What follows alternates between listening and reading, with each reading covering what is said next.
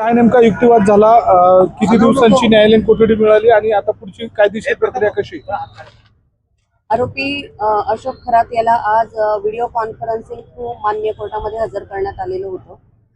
जो 79/2026चा जो गुन्हा होता त्यामध्ये पोलीस कस्टडी यापूर्वी मिळालेली होती आणि त्या गुन्ह्याचा मधल्या पोलीस कोठडीचा हक्क जो आहे तो राखीव ठेवून दुसरा जो महिला अत्याचाराचा गुन्हा आहे 81/2026 त्यामध्ये त्याला वर्ग करण्यात आलेला आहे आणि उद्या त्याला माननीय कोर्टासमोर पोलीस कोठडीसाठी हजर करण्यात येईल. थँक्यू.